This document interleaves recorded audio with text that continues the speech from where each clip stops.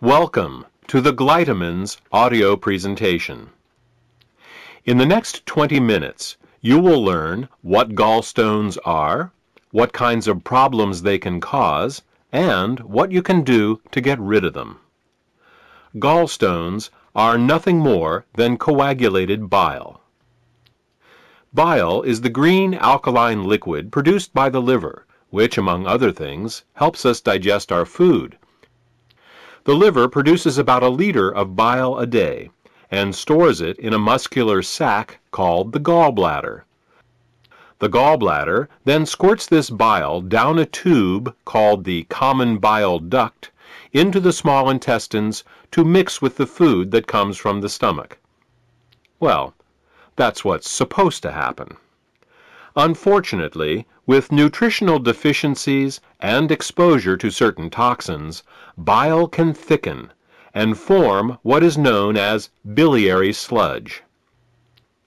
When this biliary sludge forms, it makes it very hard for the gallbladder to get the bile into the small intestines. It's like trying to squeeze glue through a straw.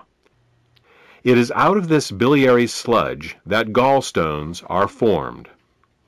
Gallstones and biliary sludge disrupt the normal flow of bile, causing 3 different types of problems. The first set of problems is related to not getting enough bile into the intestines. The second set of problems occurs when toxins, unable to leave the body through the bile, back up and accumulate in the liver and the bloodstream. The third set of problems occurs when the bile, unable to get into the intestines, backwashes into the pancreas and liver. Let's start with the first set of problems and consider what happens when the bile becomes too thick or full of stones to reach the intestines in required amounts. The first thing that bile does in the small intestine is to neutralize the acidity of the food coming out of the stomach. In order to disinfect and digest the food that we eat, the stomach secretes hydrochloric acid. Did you ever wonder why the stomach doesn't digest itself? It's because the stomach has a special mucus layer that protects it from this hydrochloric acid. But the small and large intestine have no such protection. Instead, they rely on bile. Bile is a very alkaline substance, and when it comes into contact with the acidic food from the stomach, the acids are neutralized. If bile can't get into the small intestine in required amounts due to biliary sludge and gallstones, then stomach acids in the food are never fully neutralized. They can cause acid burns along the entire length of the small and large intestines, all 30+ feet of them.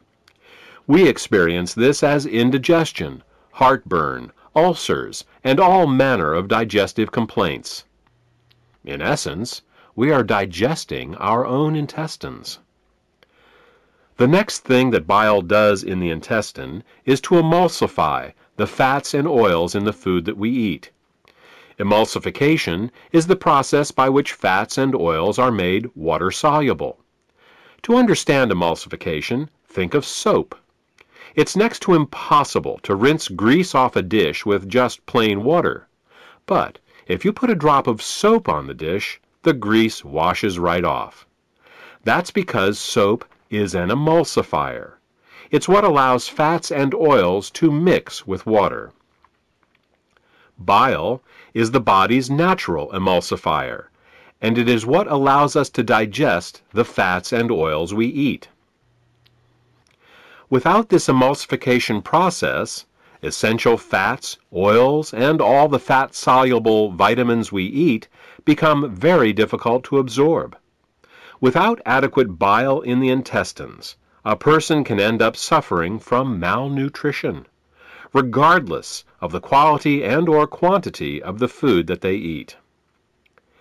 If eating fats and oils gives you indigestion, or if you have difficulty with food absorption, it could be due to biliary sludge or gallstones. The next thing that bile does in the intestines is to stimulate Peristalsis. Peristalsis is the rhythmic, wave-like motion of the intestinal muscles that moves the food through our digestive tract. If you don't get enough bile into your intestines, you're bound to be constipated, no matter how much fiber you eat. Some people have the misfortune of experiencing alternating constipation and diarrhea. This can be a very confusing experience, but the cause can be quite simple. Without sufficient bile, the hydrochloric acid-rich, partially digested food just sits in the intestines with no peristalsis. Thus, a person becomes constipated, but at the same time his or her intestines are being burned. When enough acids build up and the intestines can't take it anymore, they purge themselves with a bout of diarrhea. Then, with the acids evacuated, the process starts all over again. If you are experiencing problems with constipation, diarrhea, or both, biliary sludge and gallstones could be the cause.